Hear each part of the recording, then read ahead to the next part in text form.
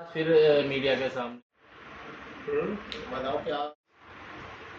देखो, राष्ट्रहित में राष्ट्रहित को देखते हुए इस देश के यशस्वी प्रधानमंत्री आदरणीय मोदी जी ने जो कल आह्वान किया, ये सही मायने में राष्ट्रहित में और एक दूरदर्शिता को देखते हुए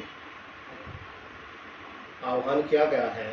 आप सभी को अच्छी भली भांति परिचित है कि पिछले 2.5 महीने से अमेरिका, इजराइल, ईरान वो सब युद्ध में है और उसके कारण पूरी खाड़ी जो गल्फ कंट्रीज़ हैं जहाँ से तेल का आयात होता है और भारत अपनी आवश्यकताओं का 80% तेल आयात करता है, वो सारा खाड़ी देशों से और हॉर्मोज स्टेट से होकर आता है। उस पर भी रोक लगाई हुई है ईरान ने। तो इस सब गंभीर समस्या को देखते हुए महंगाई बढ़ने की संभावना तभी से है, लेकिन ये तो आदरणीय प्रधानमंत्री जी के कुशल नेतृत्व में उनका जो मैनेजमेंट है उस कारण अभी तक महंगाई रुकी हुई थी। लेकिन एक हर चीज़ की सीमा होती है कि हम उसको कहाँ तक कंट्रोल करें, और युद्ध की स्थिति अभी भी अच्छी नहीं है। कभी हाँ, कभी ना, कभी कुछ ना कुछ नई नई बाधाएं जो अब ईरान की शर्तें, अमेरिका की शर्तें वो पूर्ण होने के काबिल ही नहीं होती, तो ऐसा भी लगता है कि युद्ध लंबा भी खिंच सकता है। तो उन सब बातों को देखते हुए हमें जो यहाँ से आयात करना पड़ता है, पेट्रोल, डीजल और अन्य वस्तु आयात होती है, उसमें हमारे यहाँ सोना और चांदी भी आयात होता है।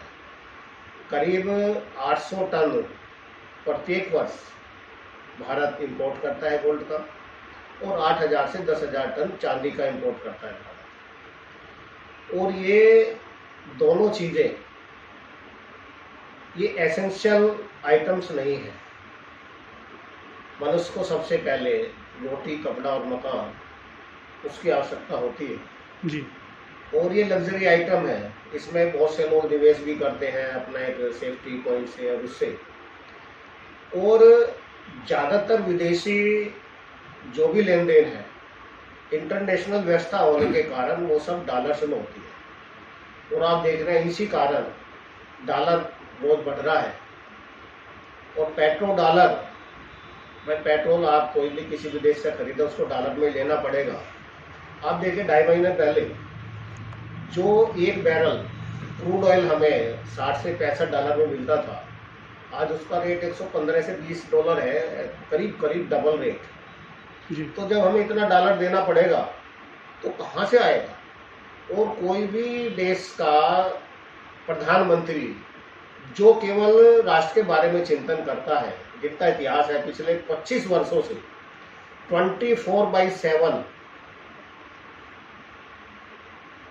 13 साल गुजरात में और 12 साल आज केंद्र सरकार में, 25 साल से बिना किसी एक दिन की नागा के केवल राष्ट्र के लिए काम करने वाले व्यक्ति, वो तो नेचुरली चिंता करेगा कि कल क्या होने वाला है। मैं एक छोटा सा उदाहरण दूं। आपके घर में भी जब मान लो, उदाहरण है, आज टमाटर 10 रुपये किलो है तो सब मन से 2 किलो, 4 किलो, 1 किलो खरीद लाते हैं। कल को किसी कारणवश ओले पड़ जाए, ज़्यादा बारिश हो जाए, सूखा हो जाए, फसल नष्ट हो जाए, टमाटर 80 रुपये किलो हो जाए, 100 रुपये किलो हो जाए, तो फिर उस घर का मुखिया, उस घर की महिला, जिम्मेदार महिला, वो ये कहेगी कि भाई केवल चलो किसी किसी सब्जी में डालना है तो 250 ग्राम भी टमाटर ले सकते हैं, क्योंकि हमें घर का बजट देखना है। और मोदी जी को पूरे भारत का बजट देखना है, 140 करोड़ लोग का बजट देखना है। तो उन्होंने जो भी आह्वान किया वो राष्ट्रहित में किया। उसमें कई चीज़ थी, भाई आप सोने में निवेश ना करें, 1 साल तक आप ना करें, क्योंकि वो भी हमारे डॉलर से खरीदना है। जी। आप विदेश में घूमने ना जाए, जब घूमने जाओगे तो आपको डॉलर से अपने रुपया चेंज करना पड़ेगा, वहाँ भी डॉलर आपको खरीदना है। आप पेट्रोल डीजल का सही इस्तेमाल, जितना आवश्यक हो उतना इस्तेमाल करें। उसी प्रकार आपने देखा होगा कोरोना काल में भी वर्क फ्रॉम होम कितने दिन चला, तो उस व्यवस्था को हम पुनः लागू कर सकते हैं। आज भी तो स्थिति खराब ही होती जा रही है, बिल्कुल। तो हम वर्क फ्रॉम होम से अपना ऑफिस चला सकते हैं। तो ये छोटी छोटी बातें इस देश को कितना लाभ पहुंचा सकती हैं और आने वाले समय में महंगाई को भी नियंत्रित कर सकती हैं। इसलिए आदरणीय मोदी जी ने ये आह्वान किया। तो इस पर हम सब लोग को चिंता करनी चाहिए। मैं आपको एक घटना बता दूं।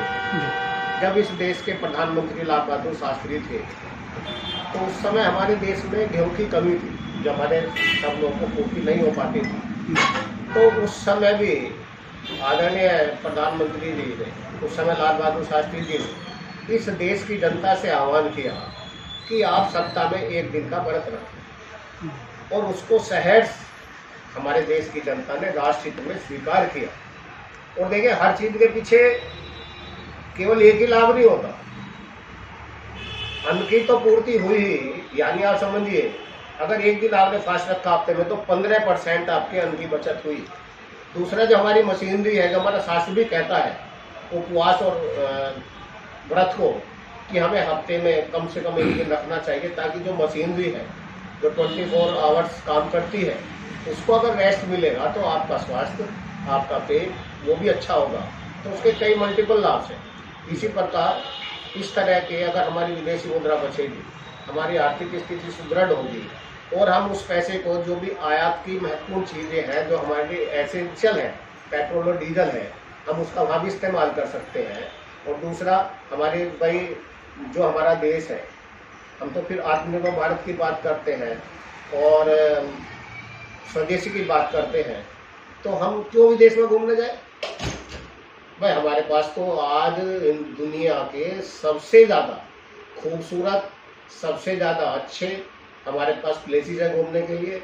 भारत ही एक ऐसा देश है जिसमें 6 की 6 ऋतुएं मिलती हैं। किन्हीं देशों में तो 12 महीने सर्दी पड़ती है, किन्हीं देशों में गर्मी पड़ती है, कहीं बरसात ही नहीं होती, बरसात कम होती है।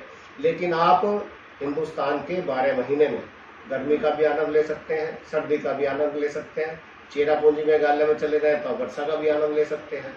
तो क्यों ना हम अपने देश में जाएं, अपने देश की मुद्रा हमारे भाइयों पर जाए।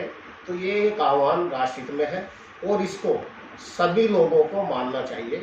और घर में ये तो मैं मानता हूँ, मेरी आज इनकम 20,000 रुपये महीना, तो मुझे 20,000 के हिसाब से काम करना पड़ेगा। 50,000 की इनकम है, 50,000 के हिसाब से मैं काम करूँगा।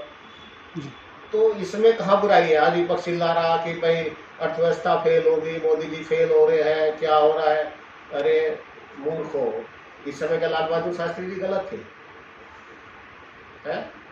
या अगर जो अपने आप को विश्व के सबसे शक्तिशाली, सबसे ज़्यादा संपन्न देश मानते हैं, अमेरिका जैसा, चाइना जैसे, जापान जैसे, ऑस्ट्रेलिया जैसे सब देशों में 50 से 60% गैस, डीजल, पेट्रोल की कीमत बढ़ चुकी है, और भारत में अभी तक डीजल पेट्रोल पे आम जनता के लिए 1 पैसा भी नहीं बढ़ाया गया। 2.5 महीने हो गए, आज 28 फरवरी से चल रहा है। ये नेताजी, ये हार्मुज स्ट्रेट बंद है, अमेरिका ने किया हुआ उसका आयात निर्यात किया हुआ, तो क्या